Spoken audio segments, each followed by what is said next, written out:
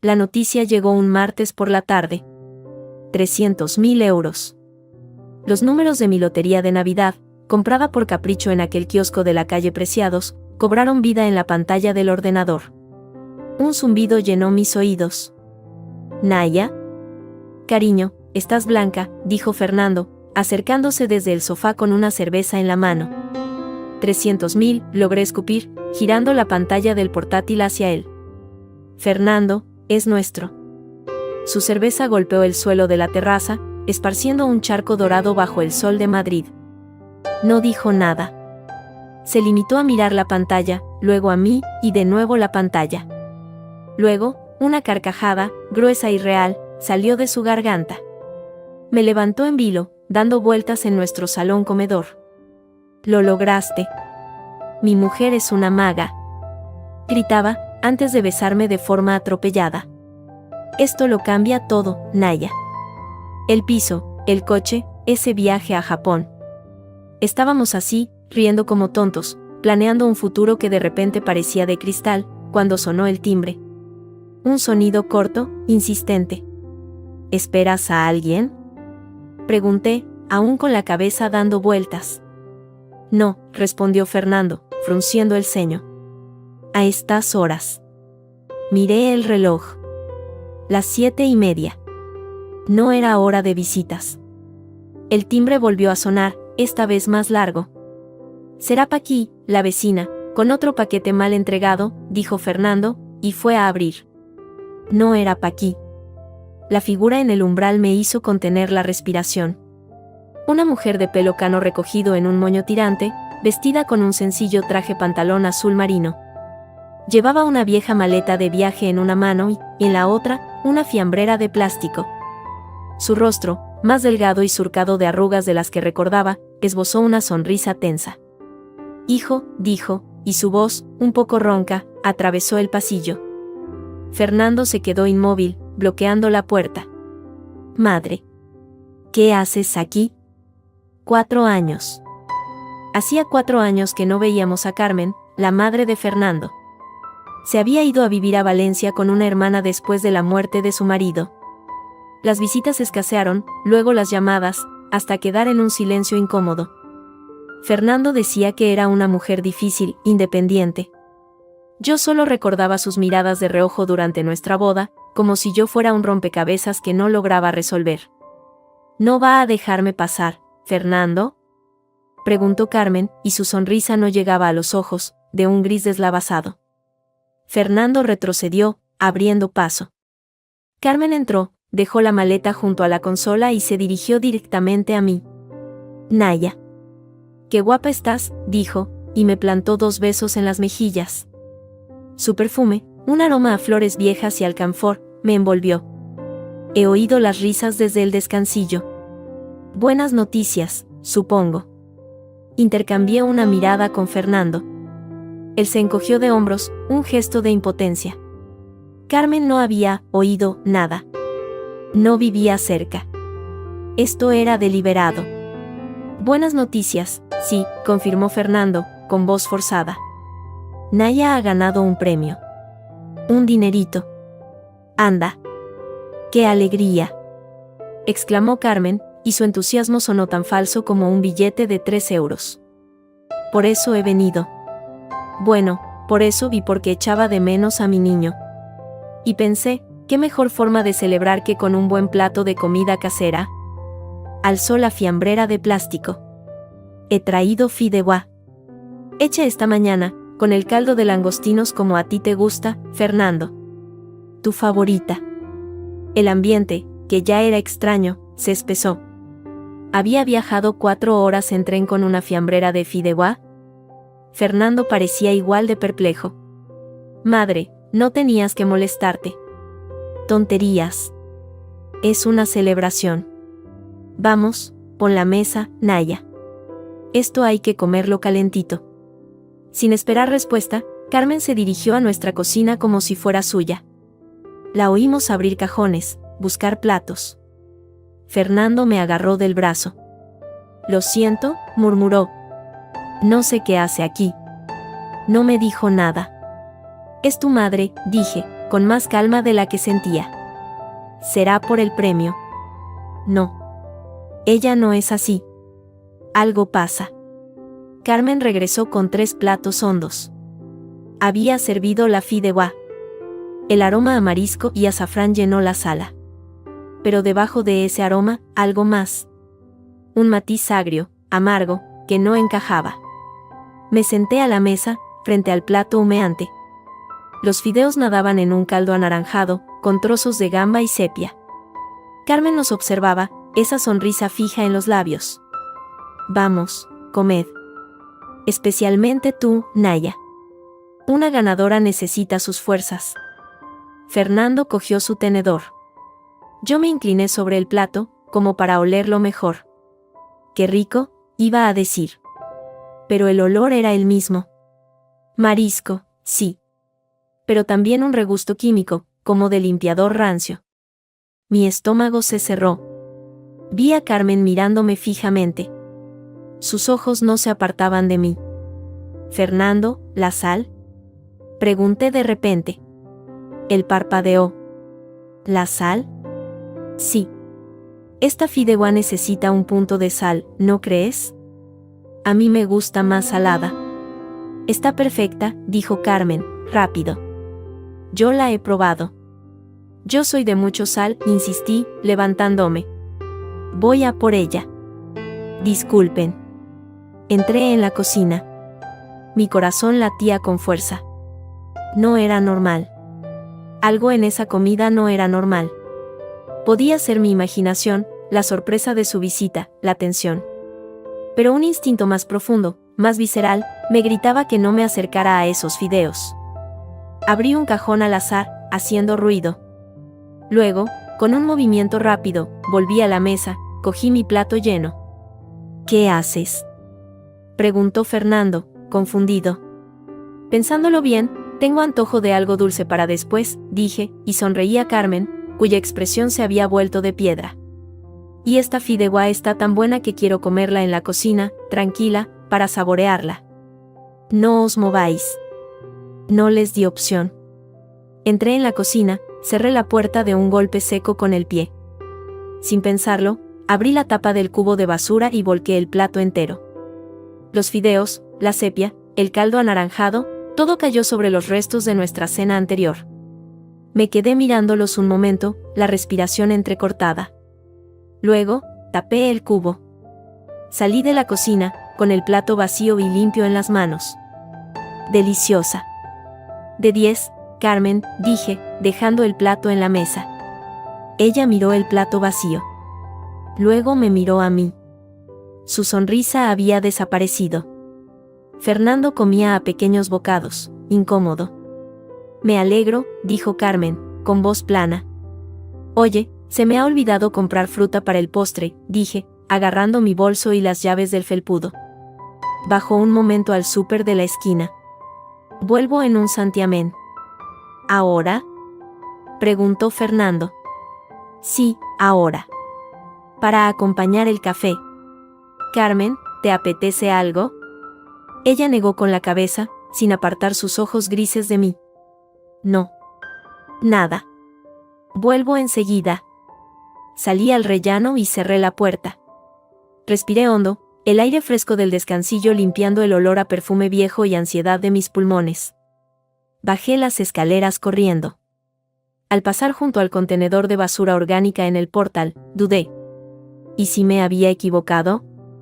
¿Y si solo eran celos, desconfianza hacia una suegra que nunca me quiso? No. El olor era incorrecto. La visita era incorrecto. Todo era incorrecto. Abrí la tapa del contenedor verde. Allí, entre bolsas de otros vecinos, estaba nuestra bolsa de basura de la cocina. Con un movimiento rápido, la saqué, la llevé a unos contenedores de la calle de atrás y la dejé caer en uno diferente, lejos de nuestro portal. Nadie la relacionaría conmigo. Luego, fui al supermercado. Compré manzanas, uvas y una botella de cava caro, para la celebración que ya no sentía como tal. Caminé despacio de vuelta, alargando el paseo. Necesitaba tiempo para pensar. Para calmarme. Para entender qué demonios estaba pasando. Había tardado casi una hora cuando, por fin, me planté frente a la puerta de mi casa. Metí la llave. Giré. Empujé. El silencio que me recibió era denso, absoluto. Demasiado. Fernando, ya estoy aquí, llamé, dejando las bolsas en el suelo. Ninguna respuesta. Avancé por el pasillo hacia el salón. La mesa estaba recogida. Los platos, lavados. No se oía nada. Un escalofrío me recorrió la espalda. ¿Fernando? Entré en el salón. Y entonces lo vi. Carmen yacía boca arriba en nuestra alfombra, junto al sofá. Sus ojos estaban abiertos, vidriosos, mirando al techo. Una hilera de espuma blanca y espesa le salía de la comisura de los labios. Fernando estaba de rodillas a su lado, sacudiéndole el hombro, su rostro una máscara de puro terror. «Madre. Madre, despierta», gritaba, su voz quebrada. «Naya. Naya, llama a una ambulancia. Rápido». Mis piernas parecían de plomo. El mundo se redujo a la imagen de esa mujer espumando en el suelo, y a los gritos de mi marido. Saqué el móvil. Los dedos me temblaban tanto que casi lo tiro. Marcé el 112. Algo en mi mente, un lugar frío y lúcido, hizo una conexión mientras escuchaba el tono de llamada. La fi de Gua. El olor agrio. Mi plato, ahora enterrado en la basura de una calle lejana. Y Carmen, que había dicho, comed, con esa sonrisa. Especialmente a mí. La bolsa de la compra pesaba en mi mano, pero era un peso insignificante comparado con el nudo de hierro que se me había formado en el estómago. Había dado bastantes vueltas, quizá demasiadas, alrededor de la manzana de nuestro edificio en el barrio de Salamanca. Necesitaba tiempo para pensar, para que el aire frío de la tarde de febrero me despejara el mal presentimiento que me dejó aquel olor a almendra de la sopa. Finalmente, respiré hondo y subí. El silencio al abrir la puerta de casa fue lo primero que me golpeó. Un silencio espeso, antinatural. Había esperado oír la televisión, o la voz de Fernando intentando forzar una conversación con su madre. «Fernando», llamé, dejando las bolsas en la entrada. Nada. Atravesé el corto pasillo hacia el salón. Y ahí se me heló la sangre. Fernando estaba de rodillas en la alfombra, pálido como la cera, sujetando a su madre. Carmen yacía entre sus brazos, flácida, con los ojos entrecerrados y una fina línea de baba seca en la comisura de los labios. Su rostro tenía un tinte grisáceo aterrador. La mesa, con los platos de la sopa casi vacíos, era un mudo testigo de la escena. «Madre mía, ¿qué pasa?», grité, corriendo hacia ellos. Fernando alzó hacia mí una mirada desesperada, perdida. No sé. Estábamos hablando. De repente se quejó de un dolor agudo aquí, señaló su propio abdomen, y empezó a respirar con dificultad. Luego se desplomó, he llamado a la ambulancia. Dijeron que venían. Puse 2 dedos en el cuello de Carmen. El pulso era rápido y débil, un aleteo frenético bajo la piel fría. «Carmen, ¿me oyes?». Le sacudí suavemente el hombro. Ni un parpadeo. Los siguientes minutos fueron un torbellino de ruido y caos controlado. Los sanitarios llegaron con prisas contenidas, hicieron preguntas breves y secas mientras le ponían una vía y la subían a la camilla. ¿Ingirió algo? ¿Alguna medicación? ¿Alergias? Fernando, hecho un lío, solo atinaba a decir, solo comimos. Una sopa de marisco. Hecha por ella. Una de las técnicos me miró a mí. ¿Usted también comió? La pregunta, simple, me atravesó como un cuchillo. Yo, no. No tenía hambre, mentí, sintiendo como la culpa me quemaba por dentro. Había desconfiado de un instinto y quizá esa desconfianza había salvado mi vida, pero ahora Carmen estaba ahí, inconsciente. ¿Y si hubiera sido algo natural? ¿Un infarto? ¿Una intoxicación alimentaria sin más? Pero aquel olor, no podía sacármelo de la cabeza. Seguimos la ambulancia al Hospital Ramón y Cajal. En la sala de espera de urgencias, el tiempo se estiraba como un chicle. Fernando no paraba de caminar de un lado a otro, frotándose la nuca. «Tiene que ser algo de la comida». Algo en mal estado. Un marisco. Tiene que ser eso. Lo decía como un mantra, para convencerse a sí mismo.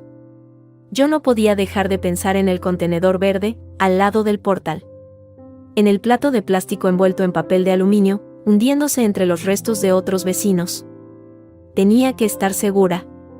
Tenía que comprobarlo. Voy a por café, dije, poniéndome de pie. Mis piernas me temblaban un poco.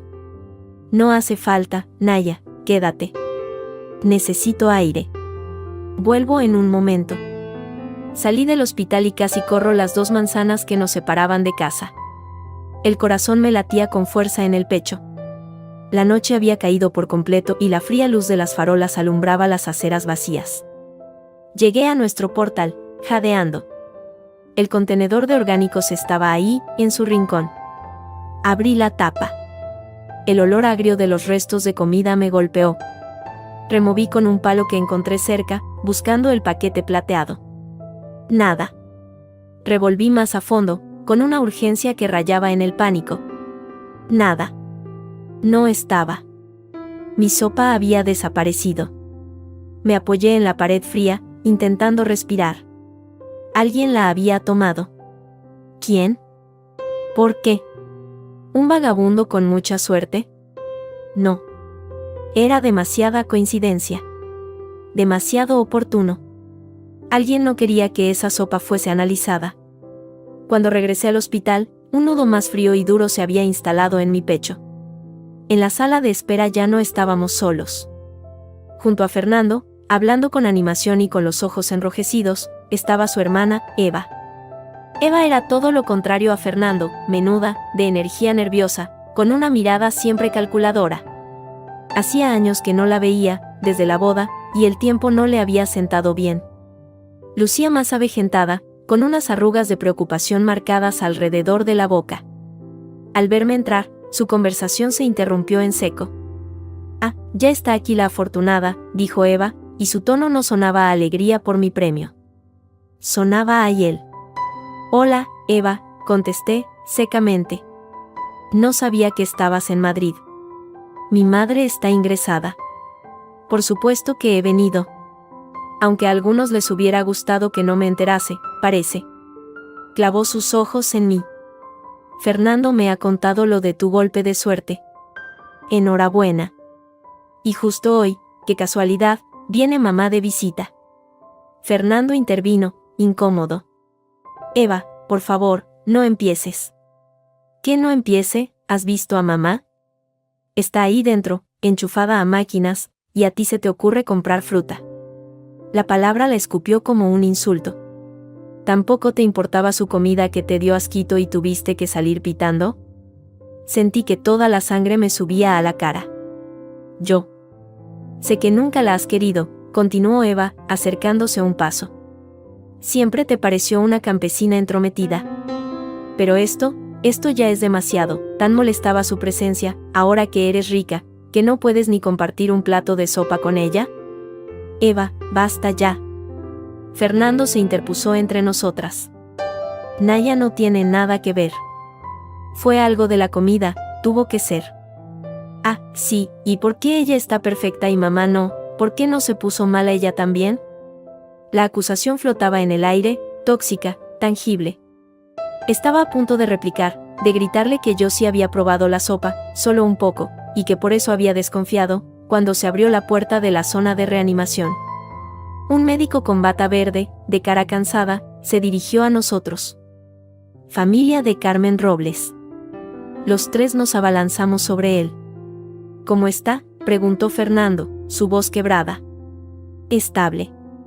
Hemos conseguido controlar la situación. Ha sido una intoxicación aguda, bastante severa. El médico hizo una pausa, mirándonos a cada uno con seriedad. Los análisis preliminares apuntan a la presencia de una sustancia tóxica. No es una intoxicación alimentaria común. Parece introducida. Un silencio mortal cayó sobre nosotros. Incluso Eva pareció quedarse sin aire. Introducida, repetí yo, en un susurro. El médico asintió. Hemos hecho un lavado gástrico. Ella está sedada. La policía ha sido informada, es protocolo en estos casos. Vendrán a hablar con ustedes en breve. Cuando el médico se fue, el silencio se volvió opresivo. Eva me miró, y esta vez en sus ojos no solo había rabia, sino algo más, un destello de miedo o de comprensión. Su acusación previa ahora resonaba de forma distinta, más peligrosa. No tuve tiempo de procesarlo. Dos figuras con chaquetas oscuras se acercaban por el pasillo. Un hombre y una mujer, con caras neutras y miradas que todo lo registraban. Agentes de policía. Buenas tardes. Soy el inspector Mateo Delgado, y mi compañera, la agente Sofía Ruiz, familia de Carmen Robles, dijo el hombre, mostrando su placa. Asentimos, mudos. Necesitamos hacer algunas preguntas sobre los acontecimientos de esta tarde. Su mirada recorrió nuestros rostros, uno a uno, y se detuvo un instante más en el mío. Empecemos por el principio. ¿Qué comió la señora? El coche patrulla se marchó, pero su fantasma seguía llenando el salón. El inspector Delgado había sido meticuloso, cortés, pero sus ojos no perdían detalle. Su compañera, la agente Ruiz, tomaba notas en una libreta pequeña. Habían preguntado por la sopa, por los ingredientes, por la relación con Carmen. Fernando sudaba copiosamente, repitiendo como un loro que su madre debía haber usado algún producto en mal estado, algo de la alacena. Yo callé sobre mi plato, sobre el contenedor vacío. No mencioné a Eva. Ella, por su parte, se había mostrado sorprendentemente comedida, casi tímida, ante los agentes. Solo cuando se fueron, su mirada recuperó parte de su filo. Esto es un desastre, bufó Eva, cogiendo su bolso. Voy al hospital. Al menos una de sus hijas debería velar por ella. La mirada que me lanzó al decir hijas fue de puro desprecio antes de salir, cerrando la puerta con un golpe seco. Fernando se dejó caer en el sofá, hundiendo la cara en las manos. Dios mío, Naya, ¿qué está pasando? No supe qué responder. La pregunta revoloteaba también en mi cabeza, mezclada con otras más oscuras. ¿Quién tomó la sopa del contenedor? ¿Por qué? Miré a mi marido, a su espalda encorvada, y sentí una punzada de lástima, seguida de inmediato por una desconfianza fría. Eva había plantado una semilla venenosa, y ya estaba echando raíces. ¿Por qué yo no había enfermado? ¿Tú, te encontraste mal, después de comer?, le pregunté, intentando que mi voz sonara normal. Él alzó la cabeza, con los ojos vidriosos. ¿Yo? No. Nada. Estaba bien. Un poco pesado, quizá. ¿Por qué? Por nada. Me di la vuelta, mirando hacia el pasillo que conducía al cuarto de invitados. La habitación donde Carmen había dejado su maleta, su presencia efímera y ya catastrófica. Voy a arreglar un poco la habitación de tu madre. ¿Para cuando vuelva? ¿Ahora?, preguntó él, con voz cansada. Necesito hacer algo. No puedo quedarme sentada. Entré en la habitación. Olía a su perfume, un aroma a flores pasadas de moda, y a algo más, a polvo de caminos. La maleta, una cosa de piel rígida y desgastada, estaba sobre el baúl, sin abrir. La cama estaba impecable, solo la funda de la almohada mostraba el ligero hundimiento donde había apoyado la cabeza. Un impulso repentino, visceral, me llevó a la maleta. La hebilla se abrió con un chasquido seco. No había mucho dentro. Ropa sencilla, bien doblada, de algodón y lana. Un neceser de viaje. Y en el fondo, un bolso de mano de piel marrón, más gastado aún que la maleta. Lo cogí. Pesaba más de lo esperado. Me senté en el borde de la cama, con el corazón acelerado. Esto es una invasión, pensé, pero mis dedos ya abrían la hebilla. Dentro, el desorden de una vida contenida, unas gafas de lectura, un pañuelo de tela, una cartera vieja de plástico. Y un sobremanila, grueso, doblado para caber. Lo saqué. No tenía nombre. Al abrirlo, el contenido se deslizó sobre mi regazo. Fotografías. Una de ellas, en color desvaído, mostraba a una mujer joven, de pelo muy oscuro y sonrisa amplia, delante de la fuente de Cibeles.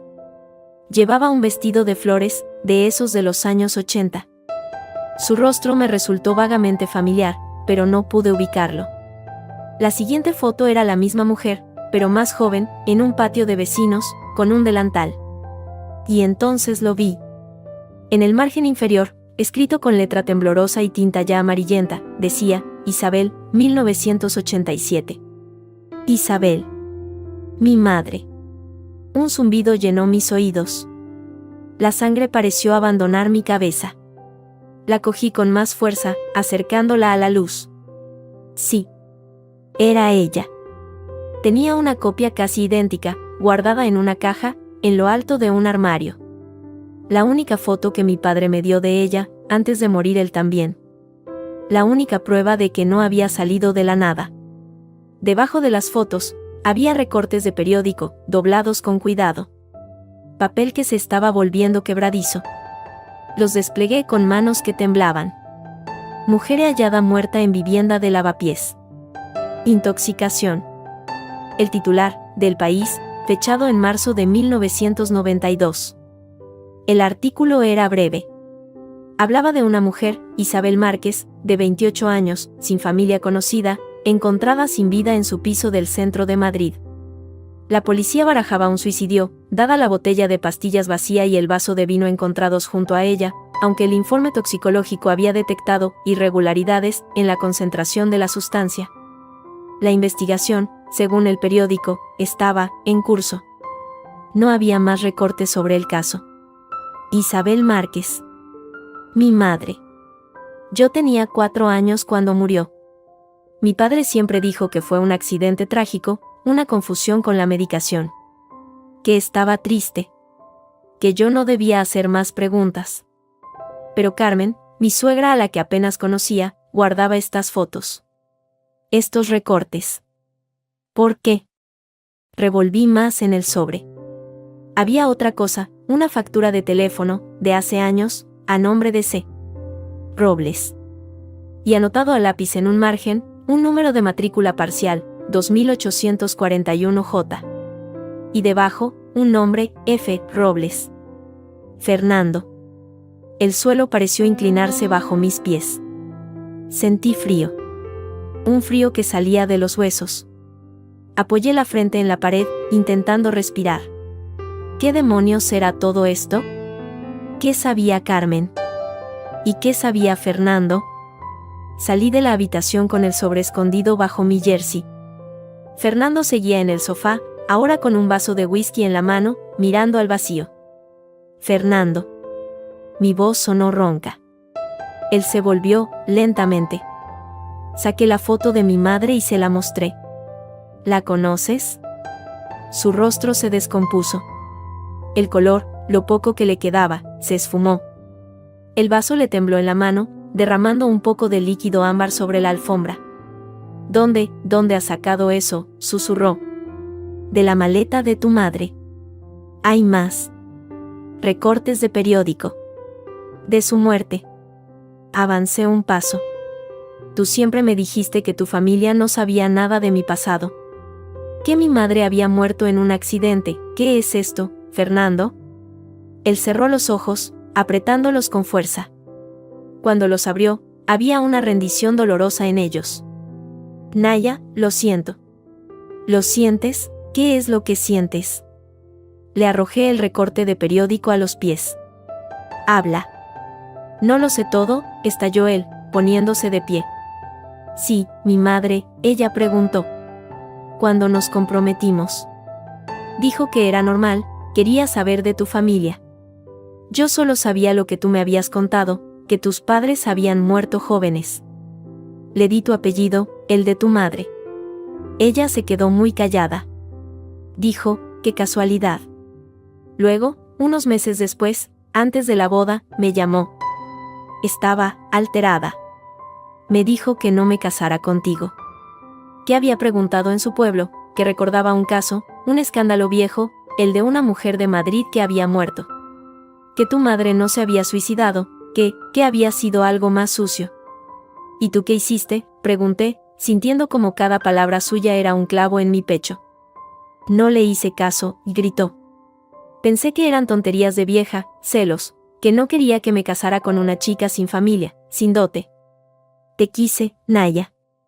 Te quiero. No quería que nada oscureciera nuestra boda. Se lo dije, que dejara de investigar, de remover el pasado. Y pareció hacerlo. Hasta hoy. Hasta esto. Señaló el recorte en el suelo. Me mentiste. La frase salió plana, fría. Por protegerte, por protegernos. Se acercó, intentando coger mis manos. Yo di un paso atrás. Naya, por favor. Esto no tiene nada que ver con lo de hoy. Con lo de mi madre. Es el pasado. Son paranoias de una mujer mayor. Miré sus ojos, aquellos ojos castaños en los que creía haber visto amor y honradez durante 7 años. Ahora solo veía miedo y evasión, miedo a qué, a su madre, a mí, al pasado que acababa de resurgir. Tengo que ir al hospital, dije, volviéndome. No podía estar allí, respirando el mismo aire que él. Naya, espera. Salí al pasillo, agarré mi abrigo y salí sin mirar atrás. Las calles de Madrid pasaban como un borrón fuera del taxi. El pasado, ese del que nunca quise saber, me golpeaba en la cara con la fuerza de un martillo. Mi madre, una posible víctima de algo más sucio que un suicidio. Mi suegra, investigándola en silencio durante años. Mi marido, ocultándomelo todo. Llegué al hospital. La habitación de Carmen era semiprivada, tranquila. Ella estaba despierta, reclinada en la cama, conectada a sueros y monitores que pitaban suavemente. Parecía pequeña y frágil, como un pájaro herido. Eva no estaba. Una enfermera salía en ese momento. Carmen volvió lentamente la cabeza hacia mí. Sus ojos, turbios por la medicación, se enfocaron con dificultad. Me reconocieron. Sus labios, secos y agrietados, se movieron. Naya, salió un hilo de voz. Me acerqué, sin saber qué sentir. Rabia. Lástima. Miedo. Carmen, ¿cómo está? Ella hizo un gesto leve, despreciativo, como si su estado no importara. Con un esfuerzo visible, levantó una mano y me agarró de la muñeca. Su fuerza, débil pero desesperada, me sorprendió. Tienes que tener cuidado, susurró, arrastrando las palabras. Su mirada se volvió intensa, clavándose en la mía. ¿El qué? ¿Quién hizo esto? Carmen, ¿qué pasó con la sopa? Ella negó con la cabeza, un movimiento casi imperceptible. No, no es la sopa. Tragó saliva, con dificultad. Tu madre. Isabel, no se mató. Cada palabra le costaba un mundo. Yo lo sabía. Alguien quiso silenciarla. ¿Cómo ahora a mí? ¿Quién, Carmen? Sus párpados pesaban. La medicación la vencía. Pero antes de rendirse, sus dedos apretaron mi muñeca con una última chispa de energía. Su voz fue solo un soplo, pero las palabras llegaron claras, nítidas y gélidas hasta la médula de mis huesos. Cuidado, con tu marido. Las palabras de Carmen resonaron en mi cabeza como un tañido de campana envenenada. Cuidado con tu marido, me marché del hospital caminando como un autómata, el eco de ese susurro ahogando el ruido del tráfico de la Castellana. Fernando, mi Fernando. El hombre que compartía mi cama, mis sueños, mi vida. El que me consoló cuando mi padre murió. El que celebró conmigo el premio, con champán y risas genuinas, o al menos eso había creído. No quería creerlo. Pero la mentira sobre mi madre era real. Él la había escondido, ¿qué más estaría escondiendo?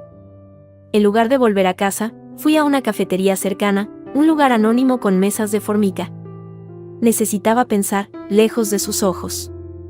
Pedí un café solo, que se enfrió sin que yo lo tocara. Saqué mi teléfono móvil, un Nokia que pesaba como un ladrillo, y marqué el número de mi banco. Activé el servicio de banca telefónica, ese que apenas usaba. Con manos temblorosas, tecleé mi contraseña. La voz robótica de la operadora enumeró los movimientos recientes. Hipoteca, recibos, supermercado, y luego, transferencias. Varias. De hace 5 meses, 4, 3. Siempre los mismos días, alrededor del día 20. Cantidades importantes, 3.000 euros, 2.500, 4.000. A la misma cuenta. Una cuenta que no reconocía. El saldo de nuestra cuenta conjunta, la que alimentábamos con nuestros sueldos, el mío de secretaria en una pequeña inmobiliaria, el suyo de comercial, estaba mucho más bajo de lo que recordaba. La última transferencia, de 5.000 euros, había sido hace solo 15 días. Justo después de que yo comentara, emocionada, que estaba pensando en comprarnos un coche mejor con un poco del premio. Un escalofrío me recorrió la espalda. 30.000 euros era una fortuna, pero no infinita. Fernando sabía que yo tenía pensado ir al banco a la mañana siguiente para gestionar el ingreso. ¿Habría estado sangrando nuestra cuenta antes de que el premio llegase? Cerré la sesión. El café tenía un sabor a ceniza. Pagué y salí a la calle. La noche era fría, pero yo ardía por dentro. Las piezas empezaban a encajar, formando una imagen espantosa. Deudas. Mentiras. Y ahora, una advertencia desde un lecho de hospital. Fernando no estaba en casa cuando llegué. Dejé una nota breve en la cocina, he ido a dar un paseo para despejarme. Luego paso por el hospital. No era del todo mentira. Fui directamente a un locutorio en la calle Bravo Murillo. Desde una cabina con olor a tabaco rancio, llamé a Eva. Tenía su número anotado en mi agenda, aunque nunca lo usaba. Contestó al tercer tono. Sí. Su voz sonaba cansada, a la defensiva. Eva, soy Naya. Necesito hablar contigo. Un silencio. Ya hemos hablado suficiente. Mi madre está durmiendo. No de tu madre. De Fernando. Otro silencio, más elocuente. ¿Qué pasa con mi hermano? ¿Podemos vernos? En algún sitio neutral. Ahora. Ella dudó. No sé. Por favor, Eva. Intenté que mi voz sonara vulnerable, asustada. No me costó mucho. Estoy preocupada. Por él. Por todo. Suspiró al otro lado de la línea. Hay un bar, el Rincón de Chamberí, cerca del hospital. En media hora. El bar era pequeño, de madera oscura y olores a fritanga y café. Eva ya estaba en una mesa del fondo, con un cortado medio lleno. Me senté frente a ella sin quitarme el abrigo. ¿Qué quieres, Naya? Tengo cosas que hacer. La miré directamente. ¿Sabes algo de problemas de dinero de Fernando? Ella no se inmutó. Solo alzó ligeramente una ceja. ¿Problemas de dinero? Con lo justo que vivís, como todo el mundo, ¿a qué viene esto ahora? He visto movimientos en la cuenta. Transferencias grandes. Estos meses. Ella cogió la cucharilla y removió su café lentamente. ¿Y a mí qué me cuentas? Vuestras finanzas son cosa vuestra. No parecías pensar eso ayer, cuando me acusaste de querer deshacerme de tu madre ahora que soy rica, punto. Usé sus propias palabras como un látigo. Eva enrojeció ligeramente. Estaba alterada.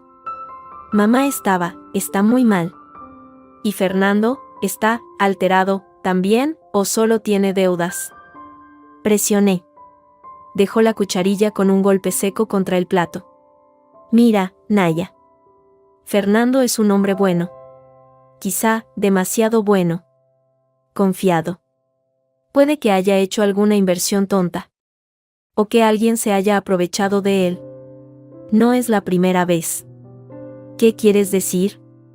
Ella bebió un sorbo de café, ganando tiempo. Nada. Solo que, a veces uno quiere ayudar, y se mete en líos. Es su problema. ¿Y el tuyo, ahora? Su evasiva era tan transparente como el cristal sucio de la ventana del bar. ¿Y tú, Eva, todo bien, con el negocio? Ella tenía una pequeña tienda de bisutería en Vallecas que, según Fernando, nunca iba demasiado bien. Sus ojos se estrecharon. ¿Qué insinúas? Nada. Solo pregunto.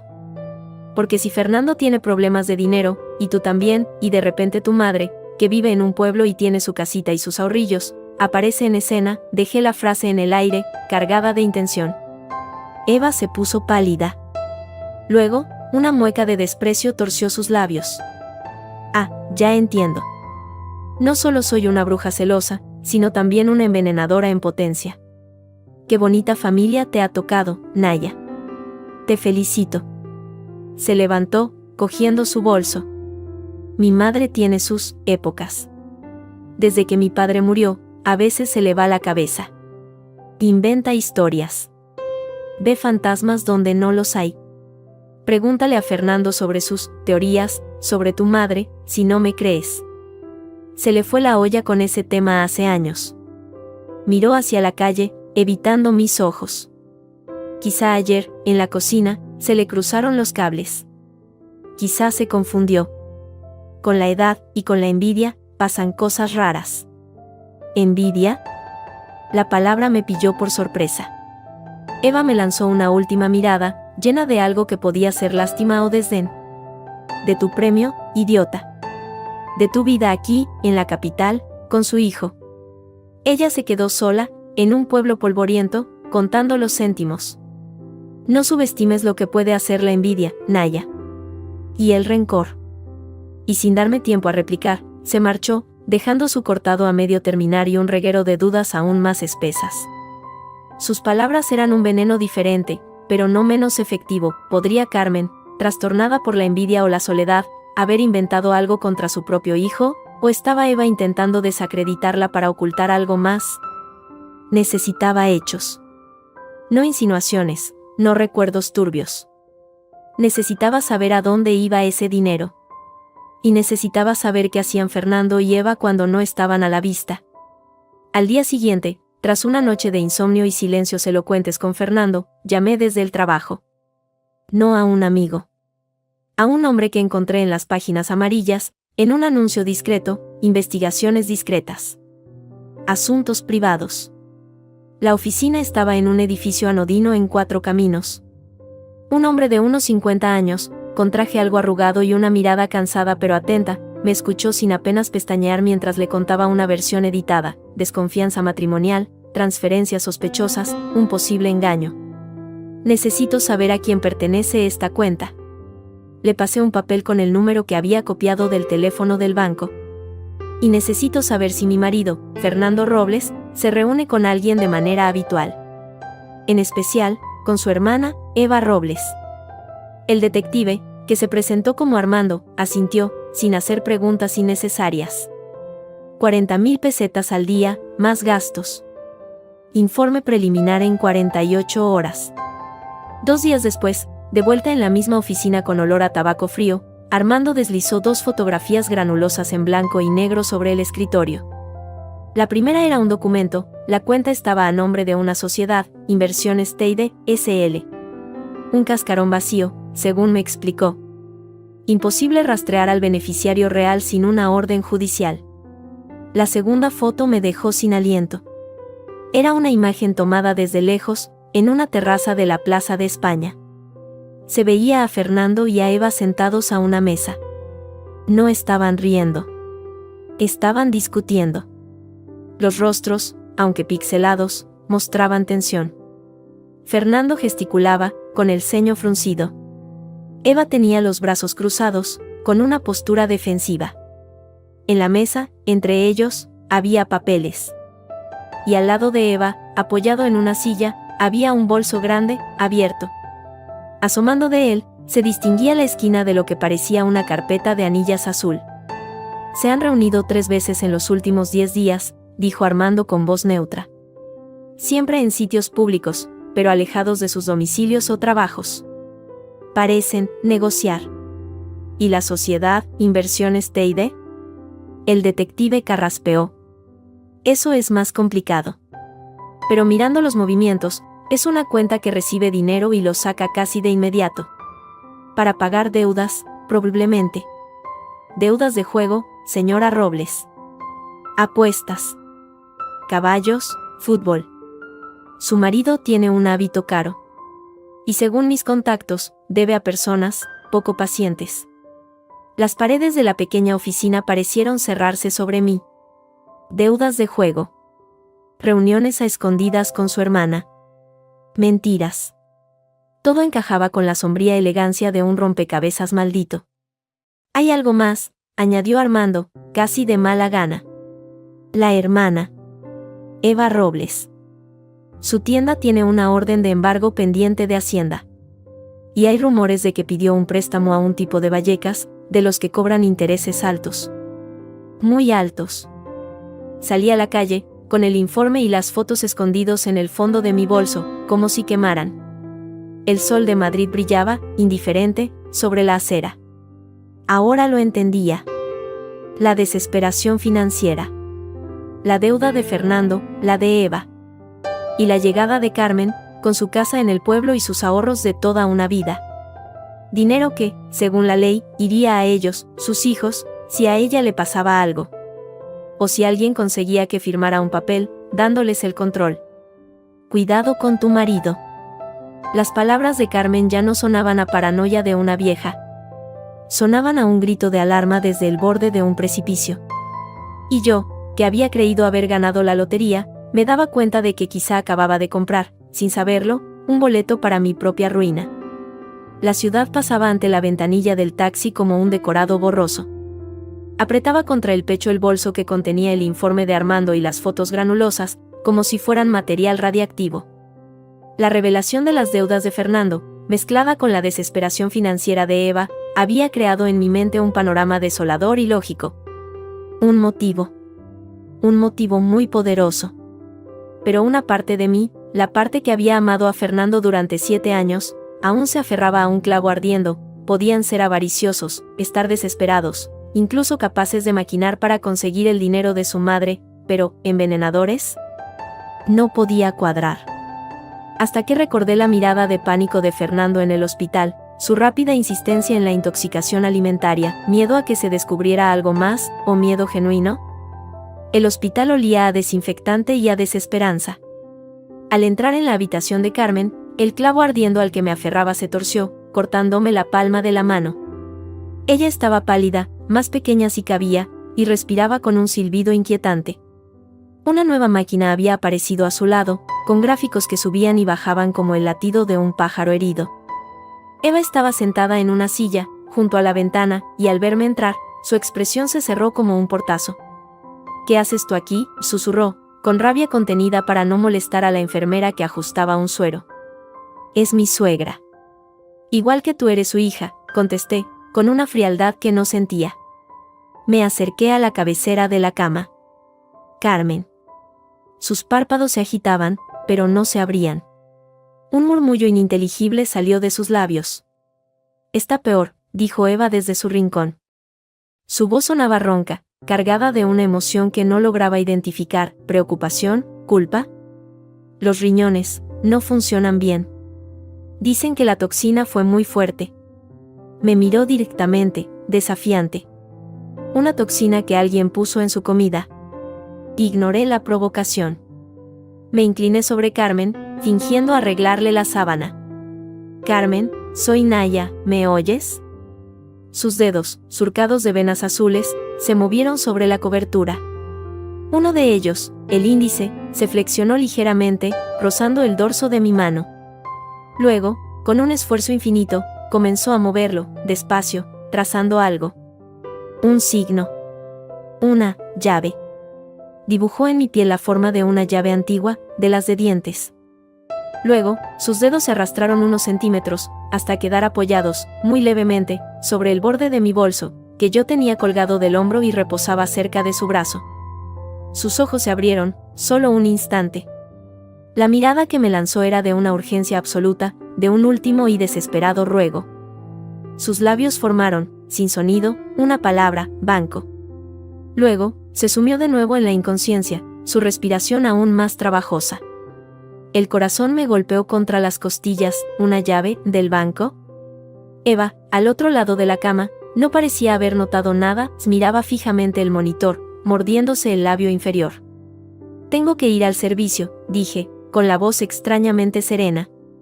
«Vuelvo en un momento». En el baño, de la planta, con la puerta echada, revisé frenéticamente mi bolso. Nada. Luego, recordé su tacto, su insistencia. Examiné el exterior, las costuras. Nada.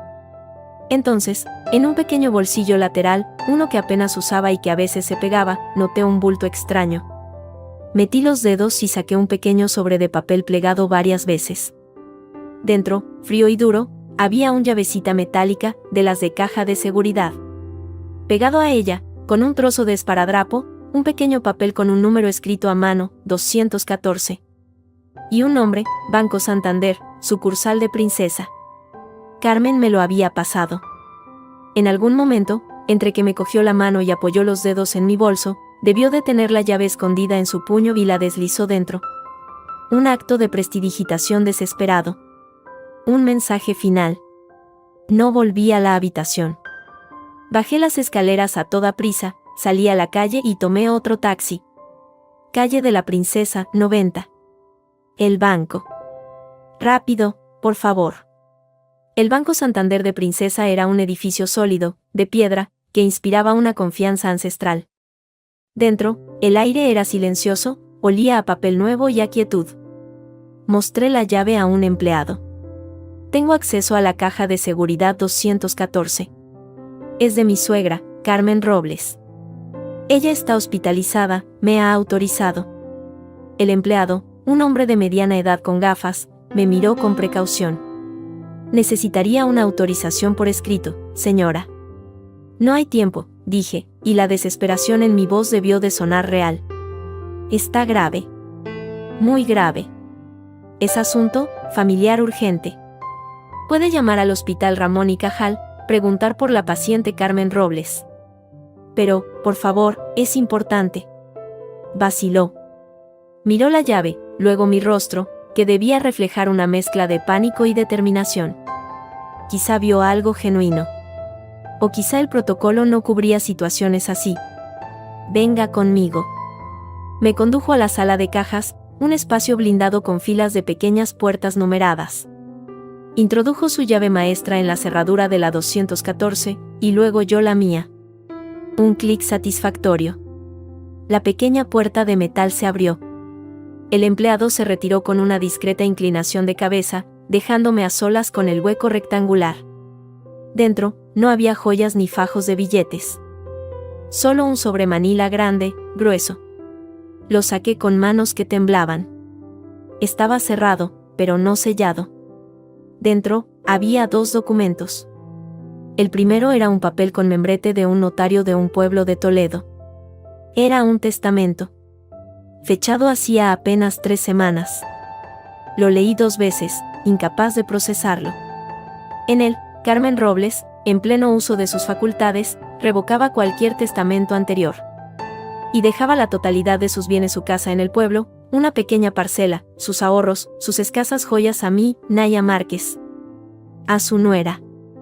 Solo una cláusula establecía un pequeño legado simbólico para sus hijos, Fernando y Eva, la cantidad de €1 a cada uno, en señal de mi voluntad expresa de desheredarlos por su conducta. El suelo pareció hundirse bajo mis pies. Me apoyé en la fría pared de las cajas. La desheredaba. Los dejaba con €1. Y me lo dejaba todo a mí. ¿Por qué? ¿Por qué a mí, a la que apenas conocía? El segundo documento era una carta, escrita a mano con una caligrafía pulcra pero firme, en varias hojas. Dirigida a mí. Comencé a leer, y el aire se me atoró en los pulmones. Querida Naya, si estás leyendo esto, es que he tenido razón en desconfiar y que algo me ha pasado. Y que he logrado darte la llave. Perdóname por arrastrarte a esto, pero no tenía a nadie más. Hace años, cuando Fernando dijo que se casaba contigo, investigué. No por maldad, sino por costumbre de vieja. Tu apellido, Márquez, me sonaba. Y descubrí la verdad sobre tu madre, Isabel. No fue un suicidio. Yo vivía entonces en Madrid, trabajando de asistenta. Una de las casas donde trabajaba era vecina de la suya. La conocía de vista. Era una mujer alegre, con proyectos. No era una mujer que se quitara la vida. Después de su muerte, oí rumores. Hablaban de un novio problemático, de amenazas. Pero la policía no hizo mucho. Era otro tiempo. Cuando supe que ibas a casarte con mi hijo, intenté advertirle. Le dije que tuviera cuidado, que el pasado a veces vuelve. Pero él no quiso escuchar. Estaba ciego por ti. O por la idea de ti. El problema, Naya, no es el pasado. Es el presente. Fernando no es el hombre que crees. Tiene un vicio, el juego, que lo está consumiendo. Y Eva está tan hundida como él. Hace meses, empezaron a presionarme. Primero con llamadas, pidiendo dinero.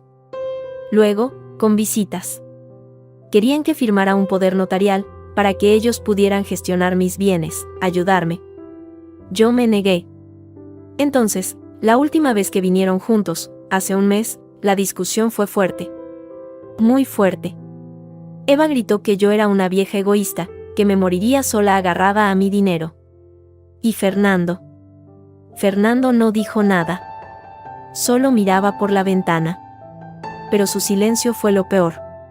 Ellos creen que no lo sé, pero oí a Eva hablando por teléfono en el jardín. Hablaba de acelerar las cosas, si yo no firmaba. De que un accidente doméstico en una mujer mayor no levantaría sospechas. Pensé que eran bravatas. Hasta que decidí venir a Madrid. Quería verte. Quería juzgarte con mis propios ojos. Y quería poner a salvo lo mío.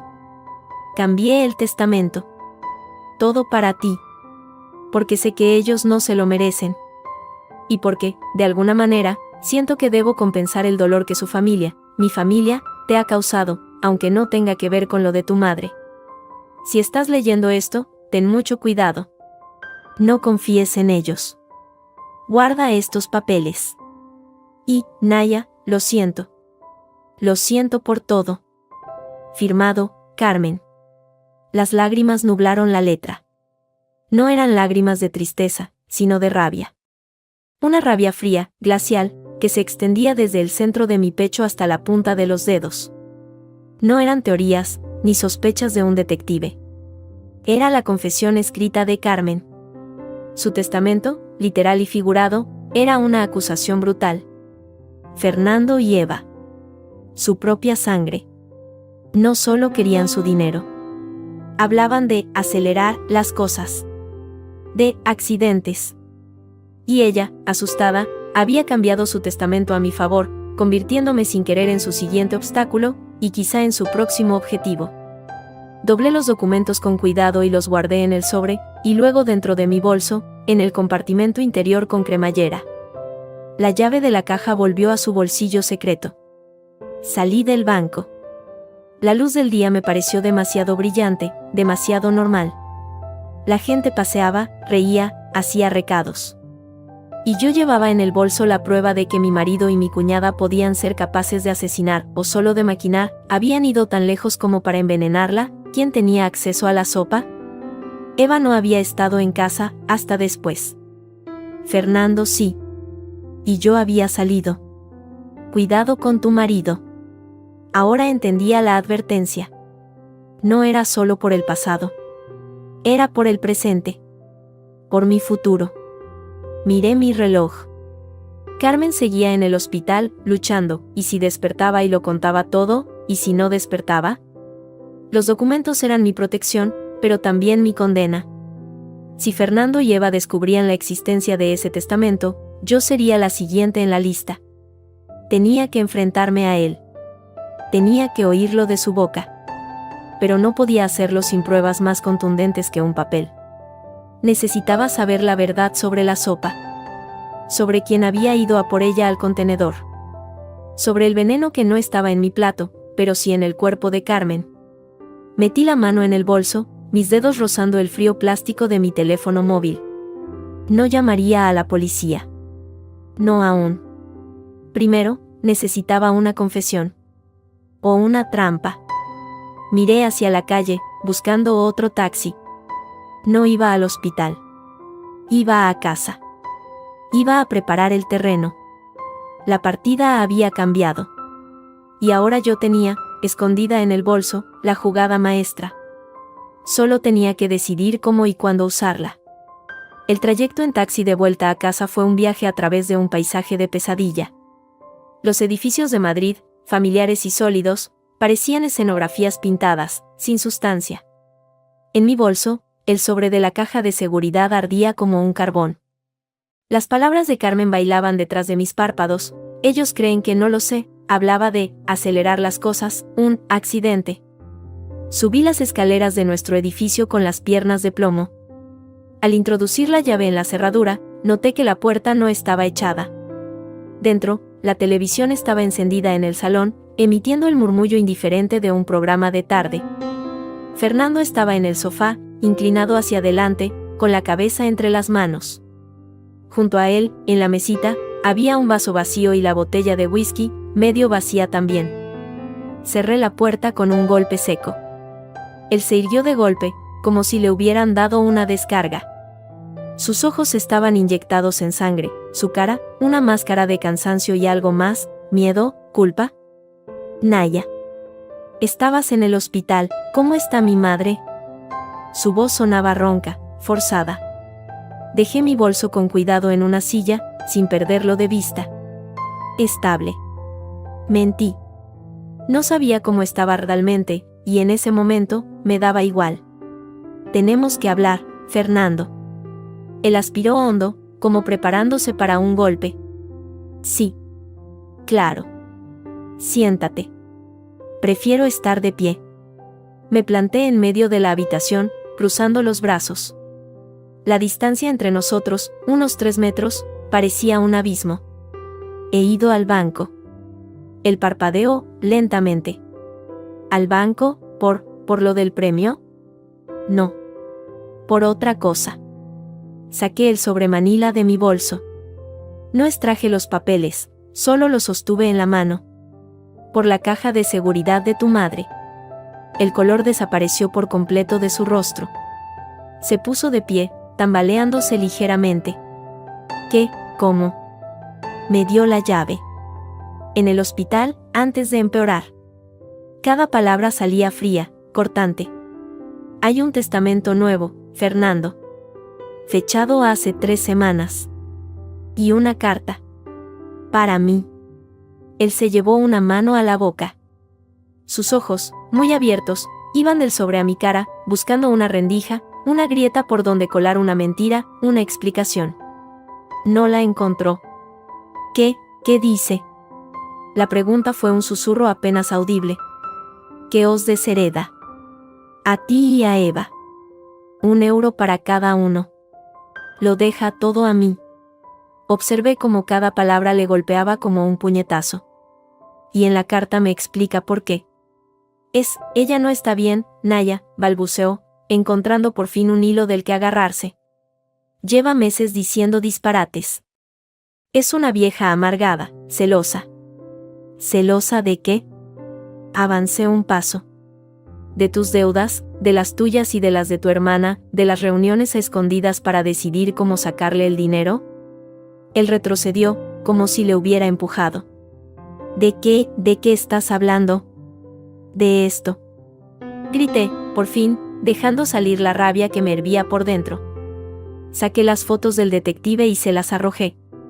Las imágenes cayeron sobre la alfombra, mostrándole a él y a Eva en la terraza, discutiendo.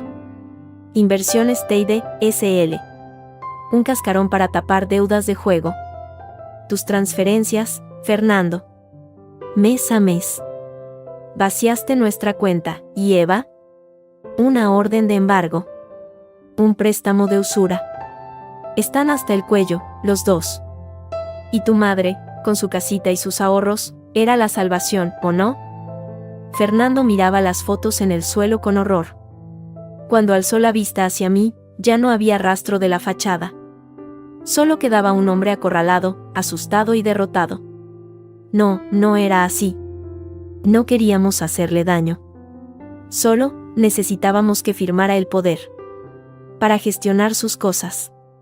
Para sacar un préstamo con la casa como garantía, iba a pagarlo, lo habríamos devuelto. ¿Y si no firmaba? Mi voz era un hilo de hielo. Hablabais de acelerar las cosas. De un accidente. Lo oyó, Fernando. Tu madre os oyó. Eso no es verdad, gritó él, pero su voz se quebró. Eva hablaba por hablar. Estaba desesperada. Yo nunca yo nunca quise eso. Te lo juro, Naya. Lo juro por mi madre. Sus ojos se llenaron de lágrimas, pero yo ya no podía creer en ellas. ¿Y la sopa, Fernando? La sopa que ella trajo y que olía a almendras amargas, ¿eso también fue Eva, hablando por hablar? Le lancé la acusación como un cuchillo. ¿Fuiste tú? ¿Le diste tú el veneno a tu madre para que firmara, o para cobrar la herencia antes? No. El grito salió de lo más hondo de su garganta. Se abalanzó hacia mí, pero se detuvo a medio camino, como si mi mirada lo hubiera petrificado. No, jamás, era mi madre. Yo comí de esa sopa también. Si hubiera veneno, yo estaría muerto, no fui yo. Era cierto. Lo había olvidado.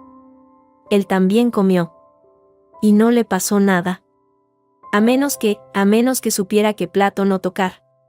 Mi mente trabajaba a toda velocidad, buscando una salida a su lógica. La rabia cedió un poco, dejando paso a una confusión aún más profunda. En ese momento, un ruido en la entrada nos hizo girarnos a los dos. Eva estaba en el marco de la puerta. No había llamado. Debía de tener una llave que yo no sabía. Su rostro estaba lívido, demacrado, y en sus ojos había un brillo salvaje, de animal acorralado. Nos había estado escuchando. Claro que no fuiste tú, hermanito, dijo Eva, con una voz extrañamente calmada. Entró en el salón, cerrando la puerta a sus espaldas con un golpe seco. Porque fuiste demasiado cobarde para hacerlo. Fernando la miró, atónito. Eva, ¿qué dices? Ella ignoró su pregunta. Sus ojos, inyectados en sangre, se clavaron en mí. ¿Tienes el testamento, aquí? Eva, por el amor de Dios, ¿qué has hecho? La voz de Fernando era un grito ahogado. Lo que tú no tenías agallas de hacer, le espetó ella, volviéndose hacia él de repente, toda su furia contenida estallando. Hablar, hablar y hablar, un poder notarial, un préstamo y mentiras. Ella nunca iba a firmar nada. Lo sabías. Yo lo sabía. Era una vieja testaruda que se aferraba a sus pesetas como a la vida. Y nosotros nos estamos ahogando, Fernando. Su voz se quebró, mezclando rabia y desesperación. A mí me van a embargar la tienda. A ti, ese tipo de Carabanchel, ya te ha amenazado, ¿verdad? Te va a romper las piernas. O peor. ¿Y por eso la envenenaste?, pregunté yo, fríamente. El miedo se había transformado en una lúcida y terrible claridad. Eva se rió, un sonido corto y amargo. ¿Envenenar? No. No era veneno. Se llevó una mano al bolsillo de su abrigo y sacó un pequeño frasco de plástico vacío, de esos de pastillas. Lo arrojó a la alfombra, donde aterrizó con un sonido sordo. Eran pastillas para dormir. Fuerte, pero solo pastillas. Mi medicación. Mi psiquiatra me la recetó después de lo de papá. Fernando y yo miramos el frasco, luego a ella, sin comprender. Fui a tu casa esa mañana, Naya, antes de que llegaras. Sabía que mamá venía. Fernando me lo dijo. Tenía una copia de la llave, de hace años. Hablaba rápido, de un tirón, como si necesitara soltarlo todo. Entré. Ella estaba en la ducha. Echó la sopa en la olla para calentarla, y luego fue al baño. Fue fácil. Machaqué 4 pastillas, las disolví en un poco de agua y las eché en la olla. Solo quería que se durmiera. Que estuviera atontada. Que pareciera mayor, más débil, más confusa. Para que, cuando el notario viniera a visitarla al día siguiente para lo del poder, pensara que ya no estaba en sus cabales. O que, si se ponía peor, nosotros, sus hijos, tuviéramos que tomar las riendas. Era un plan. Un plan estúpido, lo sé. Pero no quería matarla. Sus ojos se llenaron de lágrimas de frustración y pánico. No era veneno. Un silencio espeso llenó la habitación. Solo se oía la respiración agitada de Eva. Entonces, ¿quién? La pregunta salió de mis labios antes de que pudiera detenerla. No lo sé, gritó Eva, llevándose las manos a la cabeza. Yo solo puse las pastillas. Algo para dormir. pero en el hospital dijeron que era un veneno. Una toxina. Algo diferente. Miró a su hermano, con los ojos suplicantes. Tienes que creerme, Fernando. No la quería muerta. Solo quería el dinero. El dinero que nos corresponde. Fernando la miraba como si nunca la hubiera visto antes. Con asco, con horror, con una pizca de lástima. Fuiste tú entraste en mi casa, tú le diste a nuestra madre. Y tú no hiciste nada, le escupió Eva. Solo gemías y te quejabas. Alguien tenía que hacer algo. Y mira cómo ha terminado. Alguien usó mi plan. Alguien lo cambió. La sopa que ella llevó, alguien la cambió, o le puso algo más después. De repente, su mirada salvaje se posó en mí. O antes. Tú saliste. Dijiste que ibas a comprar fruta. Fuiste la última en tocar la sopa antes de que ella comiera, tú la tiraste a la basura, tú sabías que había algo. Calles. La voz que sonó no era mía. Era grave, plana, y cortó el aire como un cuchillo. Los dos, callaos. Me volví hacia Fernando. ¿Llamaste a Eva, después de que tu madre se pusiera mala, antes de llamar a la ambulancia? Él palideció aún más. Yo, no. Ella apareció en el hospital. Dijo que una vecina le había llamado, que había visto la ambulancia. Una vecina, Eva negó con la cabeza, desconcertada. Yo, recibí una llamada anónima. Al móvil. Una voz de mujer, dijo que mi madre había tenido un accidente en tu casa, Naya. Que viniera rápido. Una llamada anónima. Una voz de mujer. Las piezas, que por un momento habían parecido encajar con la confesión de Eva, volvieron a desparramarse, formando una imagen aún más aterradora y confusa. Alguien más estaba en juego. Alguien que sabía del plan de Eva, o que lo aprovechó. Alguien que conocía el móvil de Eva. Alguien que quería que Carmen muriera de verdad, y quizá, que la culpa recayera en otra persona. En mí. O en Eva.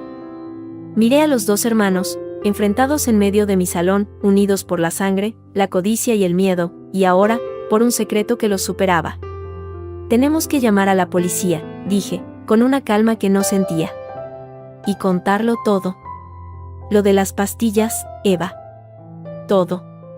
No, y gritaron los dos al unísono. Me echarán la culpa a mí, dijo Eva, aterrada. Dirán que mintió sobre las pastillas. Me llevarán a la cárcel. Y a mí me hundirán, añadió Fernando, con la voz rota. Mis deudas, el juego, todo saldrá. ¿Y quién va a creer que no tuve nada que ver? Los miré, uno tras otro. El miedo en sus ojos era real. Pero ya no era mi miedo. Yo tenía el testamento. Tenía la carta. Tenía la verdad, o al menos, un trozo de ella. Entonces tienen que encontrar quién lo hizo de verdad, dije. Porque si no, el que queda como sospechoso, además de vosotros dos, soy yo. Y yo no pienso pagar por esto. En ese momento, llamaron a la puerta. Unos golpes fuertes, secos, autoritarios. Nos quedamos paralizados, los tres. Unos segundos después, los golpes se repitieron, más fuertes. Policía. Abran, por favor. Fernando y Eva se miraron, presas del pánico. Yo respiré hondo, ajustándome el jersey. El olor a almendras amargas, a mentiras y a miedo llenaba la habitación, pero ahora, por fin, había una luz al final del túnel. Una luz fría y dura como el acero de unas esposas. Fui yo quien cruzó el salón y abrió la puerta. Las palabras de Carmen flotaron en el aire enrarecido de la habitación de hospital, un susurro fantasmal que se enredó con el pitido de los monitores. Cuidado con la enfermera, la propia enfermera que me apartaba con suavidad pero firmeza del lado de la cama, su rostro una máscara de profesional preocupación. Tiene que descansar, señora. La hemos sedado un poco más, está muy agitada. Su voz sonaba dulce, calmada. Llevaba una placa en el pecho, Laura, enfermera. Laura. Un nombre común. Una cara común, agradable, de unos 30 y tantos años, pelo castaño recogido en una coleta baja. Nada siniestro. ¿Era a ella a quien se refería Carmen, o era una advertencia genérica, paranoica, producto de la medicación? Salí al pasillo, temblando por dentro. La confesión de Eva, las deudas, el testamento, las fotos de mi madre, y ahora esto. Demasiadas líneas que se cruzaban. Necesitaba hablar con alguien que no estuviera empapado en esta ciénaga familiar.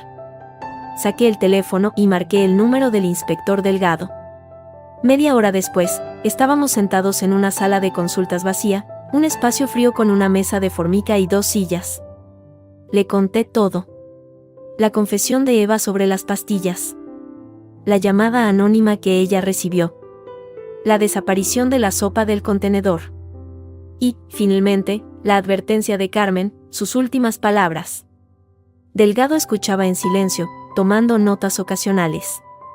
Cuando terminé, dejó el boli sobre la mesa. Es una madeja muy enredada, señora Robles. Pero una cosa empieza a quedar clara: hubo 2 intervenciones. La de su cuñada, con los somníferos, y la de alguien más, con el cianuro. Alguien que quizá supo del plan de la señorita Eva y lo aprovechó, o que actuó por su cuenta. Se inclinó hacia adelante. La advertencia de su suegra. Cuidado con la enfermera. ¿Tiene idea de a quién podría referirse? No. Solo conozco a las que entran y salen. Una se llama Laura. Anotó el nombre. Verificaremos a todo el personal de la planta que ha atendido a su suegra. Pero el cianuro no es algo que se administre fácilmente. La sopa fue la vía inicial, sí, pero los análisis de sangre muestran una concentración máxima varias horas después de la ingesta, incompatible solo con lo ingerido. Los forenses creen que pudo haber una segunda dosis, intravenosa, ya aquí en el hospital. Sentí un mareo. ¿Aquí, en el hospital? Es una posibilidad. Que alguien introdujera la toxina directamente en el suero. Se puso de pie. Necesitamos los registros de acceso a la habitación, de las manipulaciones del gotero. Y necesito hablar otra vez con su marido y su cuñada. Por separado. Mientras Delgado se ponía en marcha, yo me quedé en la sala, abrumada. Si el veneno se administró en el hospital, Eva no pudo hacerlo. Estaba con nosotros, o en casa, o histérica en algún bar. ¿Y Fernando? ¿Fernando? Había estado en el hospital, sí. Solo. En la sala de espera, yendo y viniendo. Podría haber tenido acceso. Pero la advertencia de Carmen no decía, cuidado con tu marido, esta vez. Decía, cuidado con la enfermera. ¿Estaba desvariando, o sabía algo? Horas más tarde, encontré a Fernando en la cafetería del hospital. Parecía haber envejecido 10 años. Tenía una taza de café frío entre las manos. La policía me ha interrogado otra vez, dijo, sin alzar la vista. ¿Saben lo de mis deudas? Todo. Me han preguntado si conocía a alguna enfermera. Específicamente, a una tal Laura. El nombre, en su boca, hizo que algo se me encogiera por dentro. ¿Y la conoces? Él palideció. Un ligero tic nervioso le sacudió el párpado. ¿Por qué iba a conocer a una enfermera? Fernando. Mi tono no dejaba lugar a evasivas. Él cerró los ojos. Hace años. Antes de conocerte. Salí con una chica. Se llamaba Laura. Era enfermera, creo. Fue algo breve. Hace siglos. ¿Laura qué más? No lo recuerdo. Martínez, quizá. O González, ¿qué importa? Abrió los ojos, desafiante, pero el miedo asomaba en su fondo. No tiene nada que ver con esto. Y si lo tiene, me incliné sobre la mesa. Tu madre dijo que tuviera cuidado con la enfermera. Justo antes de que la sedaran, ¿por qué diría eso? Porque está loca, o drogada, susurró, con rabia. Naya, por favor. Esto es una pesadilla. Mi hermana intentó drogar a mi madre, alguien la envenenó de verdad, y ahora tú y mi madre buscáis fantasmas de mi pasado, dejadme en paz. Se levantó tan bruscamente que la silla chirrió contra el suelo. Y se marchó, dejándome sola con una nueva y terrible sospecha. Busqué al inspector Delgado. Le conté lo de Laura, la exnovia. Él asintió, pensativo. Es un ángulo. Veremos si alguna Laura de las que trabajan aquí coincide. Mientras tanto, los registros del acceso a la habitación muestran algo interesante. La noche que la ingresaron, después de que todos ustedes se fueran, una enfermera entró a hacer una revisión rutinaria. Pero el parte de enfermería de esa hora no menciona ninguna revisión extra. Solo la firma de ingreso. ¿Qué enfermera? La firma es ilegible. Pero coincide con el turno de una auxiliar y una enfermera titulada. La titulada esa noche era Laura Mena. Laura. No era Martínez ni González. Era Mena. ¿Dónde está ahora?, pregunté, el corazón acelerado. Libre. Terminó su turno hace horas. Hemos enviado un coche a su domicilio para preguntarle unas cosas. De modo rutinario. La espera se me hizo eterna. Anocheció. Carmen seguía estable, pero inconsciente. Fernando había desaparecido. Eva no contestaba al teléfono. Yo estaba en un rincón de la sala de espera, con un nudo de nervios en el estómago, cuando vi al inspector Delgado y a la agente Ruiz caminar rápidamente por el pasillo, con caras serias. Iban hacia la salida. Me levanté y los seguí a distancia. Junto a la puerta de urgencias, bajo la luz fría de los fluorescentes, había un pequeño revuelo. Un coche patrulla estaba aparcado, y dos agentes jóvenes estaban hablando con una mujer. Llevaba tejanos y una chaqueta, no uniforme, pero la reconocí al instante. Era la enfermera, Laura. Su rostro, ahora sin la suavidad profesional, parecía cansado y molesto. Me acerqué lo suficiente para oír. Solo preguntas, señorita Mena. Sobre su turno del otro día. Sobre la paciente Carmen Robles. Ya les he dicho todo a los de administración, contestó ella, con un tono brusco. Hice mi trabajo. Nada más. Fue entonces cuando, desde el otro lado de la rotonda, llegó Fernando. Debía de haber estado fumando fuera. Al ver a Laura, con la policía, se detuvo en seco. Su cara era una máscara de puro horror. Laura giró la cabeza, siguiendo la mirada de los agentes. Sus ojos se encontraron con los de Fernando. Y en ese instante, algo se quebró en su fachada de irritación. Sus labios se estiraron en una sonrisa extraña, amarga, llena de un odio antiguo y profundo. Hola, Fernando, dijo, y su voz sonó clara en la noche. Al final, tenía que salir, ¿eh? Fernando no se movió. Parecía petrificado. Delgado se interpuso. ¿Se conocen? Claro que nos conocemos. La risa de Laura fue corta, metálica. Fuimos novios. Hasta que me dejó por la princesita de ciudad. Por la heredera. Escupió la última palabra mirándome a mí. Laura, cállate, susurró Fernando. ¿Por qué? ¿Qué más da? Ella se volvió hacia Delgado, con los ojos brillando de una rabia lúcida, peligrosa. Sí, estuve en la habitación de la vieja. Sí, ajusté el suero, ¿y qué? No hice nada malo. Solo comprobé que todo funcionaba. Señorita Mena, necesitamos que nos acompañe a comisaría para aclarar algunas discrepancias en los partes, dijo Delgado con calma. ¿Discrepancias? Ella negó con la cabeza, y de repente, toda la rabia pareció desinflarse, dejando paso a un cansancio infinito y a algo que sonaba a desprecio. Está bien. Iré. Pero sepa una cosa, inspector. Yo no quería matar a esa pobre vieja. Un silencio helado cayó sobre el grupo. Hasta el murmullo de fondo del hospital pareció apagarse. ¿Qué quiere decir?, preguntó Delgado. Laura miró a Fernando, y su sonrisa fue un gesto triste y torcido. Quería fastidiarle a él. Solo eso. Él me dejó por esa, señaló hacia mí con la barbilla, por su dinero futuro, por su familia bien, por Dios sabe qué. Y luego me entero, por una compañera que trabaja en el barrio de Salamanca, que su mujer ha ganado la lotería. 30.000 euros. Y que su madre, la de él, la campesina, viene de visita. Y pensé, qué justo. Qué poético. Fernando había empezado a temblar. Yo no puse el cianuro en la sopa. Eso no fui yo. Laura hablaba ahora como para sí misma, absorta en su propio relato. Pero cuando ingresaron a la señora, intoxicada, y vi su nombre, y supe que era su madre, no pude evitarlo. Había un frasquito en el almacén, de cuando hicieron unas prácticas con reactivos, guardado donde no debía. Cianuro. Solo un poco.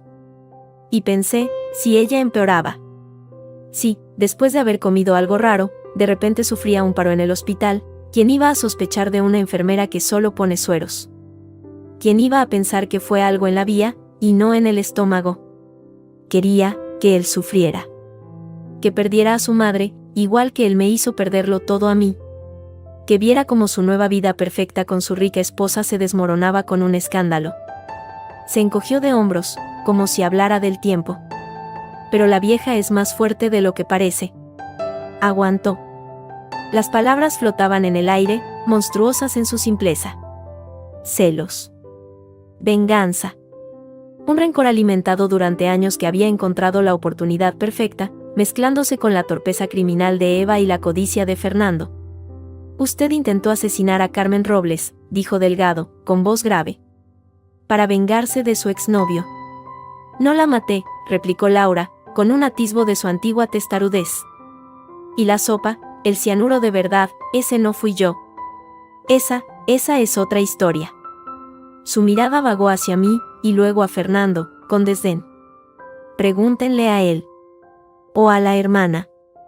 Esa familia está podrida. Los agentes la llevaron hacia el coche patrulla. No opuso resistencia.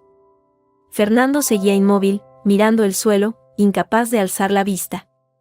Yo lo observaba, y ya no sentía rabia, ni siquiera dolor. Solo un vacío enorme, y un profundo alivio al saber que, al menos, una parte de la pesadilla tenía un rostro y un nombre. La enfermera. Laura. La tercera mano. La que había intentado rematar el trabajo empezado por otro. Pero su confesión dejaba la pregunta más importante sin respuesta: si ella no puso el cianuro en la sopa, ¿quién lo hizo? La detención de Laura Mena fue como abrir una ventana en una habitación llena de gas. Aclaraba una parte de la atmósfera, pero el olor pestilente, el verdadero veneno, seguía ahí, impregnándolo todo. Ella estaba a buen recaudo, admitiendo haber intentado inyectar cianuro en el suero de Carmen por pura venganza contra Fernando. Pero los forenses fueron tajantes: la dosis letal, la que casi mata a Carmen, había sido ingerida horas antes, en la sopa. El intento de Laura en el hospital fue un remate torpe y fallido. El envenenamiento original seguía sin autor.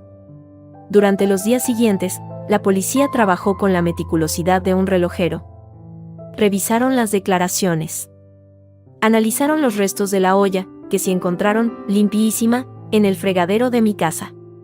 Interrogaron a vecinos. Y cotejaron algo que a todos se nos había pasado por alto: los platos. Fernando, Eva y yo habíamos descrito la escena. Carmen sirvió 3 platos. Uno para ella, otro para Fernando, otro para mí. Ella y Fernando comieron del mismo recipiente, la olla. Yo había probado un poco del mío y lo había tirado. Pero cuando la policía preguntó por los detalles, surgió una discrepancia sutil pero crucial. Eva, en su confesión, dijo que había entrado en la cocina y había echado los somníferos triturados en la olla, pensando que todos comerían de ella. Fernando dijo que su madre había servido primero su plato y el mío, y luego el de ella, todo de la misma olla. Pero yo recordaba algo: Carmen había traído la sopa en un tupper. Y al servir, había usado un cucharón para llenar mi plato y el de Fernando, que estaban juntos en la mesa. Luego, se llevó el tupper y el cucharón al fogón, donde estaba la olla vacía, para recalentar el resto solo para ella. Dijo que le gustaba muy caliente. Un detalle irrelevante entonces. Una bomba ahora. Si el cianuro estaba solo en el tupper de Carmen, y no en la olla principal, entonces el objetivo no éramos Fernando y yo. Solo era ella. Y Eva, con sus somníferos en la olla, había envenenado, sin querer, al objetivo equivocado, a su hermano y a mí. Pero el cianuro, el veneno real, estaba destinado solo a Carmen. La policía centró su atención en el tupper. No lo encontraron. Pero encontraron algo mejor: en el fondo del cesto de la ropa sucia de nuestra casa, olvidada, la blusa de seda que Carmen llevaba puesta el día de la comida. En la manga, casi invisible, había un pequeño residuo blanco, cristalino. Cianuro puro. Alguien lo había depositado allí, quizá al abrazarla, al ayudarla a ponerse la blusa, o al servirle la sopa. Y entonces, llegó la prueba definitiva. Una de las vecinas de nuestro edificio, la anciana del segundo, doña Pilar, tímida y miope, se presentó en comisaría. Había visto algo esa tarde, desde su ventana que daba al portal. Vio a Carmen llegar con su bolsa. Y luego, unos minutos después, vio bajar a un hombre. Joven, moreno, bien vestido. No era Fernando. Ella lo describió, alto, con un aire de prisa, como de ejecutivo. Bajó, se acercó al contenedor de la basura, sacó algo envuelto en papel de plata mi plato, lo metió en una bolsa de deporte que llevaba, y se fue andando rápido. La policía le mostró fotos. Doña Pilar señaló, sin dudar, a un conocido de Fernando, Jorge, su socio en unos negocios fallidos y, como se supo después, su principal prestamista en la espiral de deudas de juego. Jorge, bajo presión policial, cantó. Y su canción fue nítida y terrible. Fernando le debía una suma astronómica. Le había suplicado una prórroga. Jorge se había negado. Entonces, Fernando, desesperado, le hizo una proposición. Su madre, una mujer mayor de pueblo, con una casa y ahorros, iba a visitarlos. Iba a cambiar su testamento a su favor, desheredando a sus hijos. Si a ella le pasaba algo, la herencia iría a parar a sus hijos, y Fernando podría pagarle. No le pidió que hiciera nada. Solo le sugirió la oportunidad. Jorge, un hombre práctico y sin escrúpulos, entendió la indirecta. Siguió a Carmen desde la estación. La vio comprar el marisco. Y en el momento de confusión en la tienda, cuando ella dejó su bolsa en el mostrador para buscar la cartera, él se acercó. Con una rapidez de prestidigitador, espolvoreó una pequeña cantidad de cianuro, que llevaba para otros negocios, dentro del tupper de sopa, y lo mezcló ligeramente. Su plan era burdo, una intoxicación alimentaria que pareciera un infarto. Una muerte rápida y limpia. No contó con que Carmen compartiría la sopa, ni con la intervención de Eva, ni con mi desconfianza. Cuando vio la ambulancia, supo que algo había salido mal. Y cuando supo que yo había tirado mi plato, bajó a recuperarlo, para eliminar pruebas. No contó con la mirada curiosa de doña Pilar. Fernando fue detenido en un bar de Carabanchel, intentando pedir otro préstamo. No opuso resistencia. Cuando le leyeron sus derechos, solo murmuró, era solo para asustarla. Para que firmara el poder. No para eso. Pero la declaración de Jorge, las pruebas, la blusa, fue una losa. Su silencio en la cocina, su negativa a creer que su madre estaba en peligro, todo cobró un sentido horrendo. Había conspirado para asustar a su madre hasta la sumisión, y su socio había convertido la amenaza en una tentativa de asesinato. Él no puso el veneno, pero puso la idea, el objetivo y la oportunidad. Era tan culpable como si hubiera mezclado el cianuro con sus propias manos. El juicio fue rápido. Fernando fue condenado por inducción a homicidio. Eva, por administración de sustancias sin consentimiento y otros delitos menores, recibió una pena suspendida, condenada a terapia y servicio comunitario. Perdió su tienda. Se mudó a otra ciudad, Rota. Laura, la enfermera, fue condenada por intento de homicidio. Jorge, por envenenamiento con resultado de graves lesiones, entre otros cargos. Yo pedí el divorcio. Fue un trámite sombrío. Fernando, desde la cárcel, intentó escribirme cartas pidiendo perdón. No las abrí. El hombre al que amé se había desvanecido tiempo atrás, sustituido por un extraño desesperado y peligroso. El perdón no era una opción, la indiferencia, sí. Carmen se recuperó lentamente. Los riñones quedaron dañados, necesitaría controles de por vida, pero estaba viva. El día que le dieron el alta, fui a buscarla al hospital. Parecía más pequeña, más frágil, pero sus ojos habían recuperado parte de su antiguo brillo, ahora teñido de una tristeza serena. Lo siento, Naya, fue lo primero que me dijo, sentada al borde de la cama. Por todo. Por traer mi tormenta a tu puerta. Usted me advirtió, le dije, ayudándola a ponerse el abrigo. Y me dio las herramientas para salvarme. Y para salvarla a usted. Nos instalamos temporalmente en mi piso, pero los recuerdos en aquellas paredes eran demasiado opresivos. El premio de la lotería, que tanto había celebrado, ahora me sabía a ceniza. Usé una parte para pagar las deudas de Fernando, para cerrar ese capítulo de una vez por todas. No por él. Por mí. La mayor parte la dejé en un fondo, a buen recaudo. Una tarde de sol, sentadas en el balcón, Carmen me contó, por fin, toda la historia. Conocí a tu madre, Isabel, en el patio de lavapiés. Yo trabajaba limpiando en el edificio de al lado. Ella era Luz. Joven, con esa sonrisa. Tenía un novio, un tipo con más ínfulas que oficio. Se llamaba Rodolfo. Era violento, celoso. Yo la oía llorar a veces. Intenté hablar con ella, pero tenía miedo. Luego, un día, ella me dijo que quería dejarlo. Que había conocido a otro hombre, un hombre bueno, tu padre. Que estaba embarazada. De ti. Carmen hizo una pausa, tomando aire. Pocos días después, la encontraron muerta. La policía dijo que fue un suicidio. Pero yo sabía que no.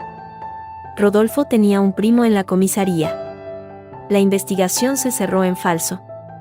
Tu padre, destrozado, se fue del barrio contigo. Yo perdí el rastro. Hasta que, años después, mi hijo me dijo el nombre de su novia, Naya Márquez. Y el de su madre, Isabel. No podía ser casualidad. Por eso investigó. Por eso me advirtió a Fernando. Sí. Y por eso, cuando vi que mi propio hijo se convertía en otro hombre débil, capaz de hacer daño por dinero, supe que tenía que protegerte. A ti, la hija de Isabel. Cambié el testamento.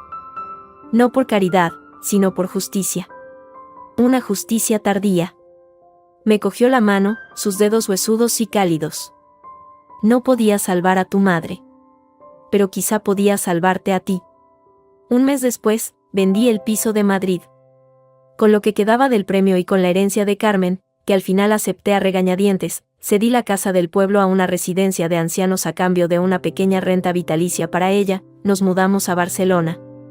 Encontramos un apartamento luminoso en el barrio de Gracia, con un pequeño balcón lleno de macetas.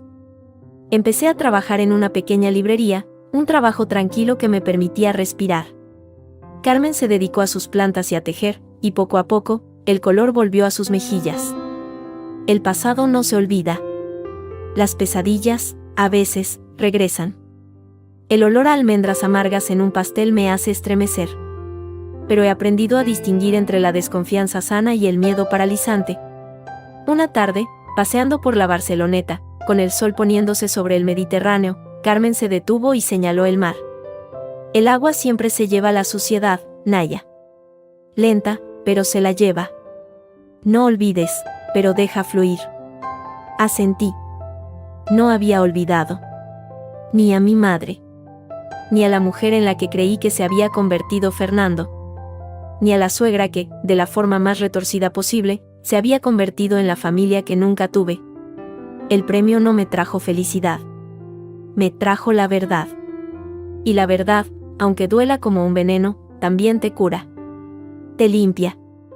Te permite empezar de nuevo, con los ojos bien abiertos, sabiendo que la traición y la lealtad a veces viven en la misma casa, separadas solo por el grosor de un plato de sopa.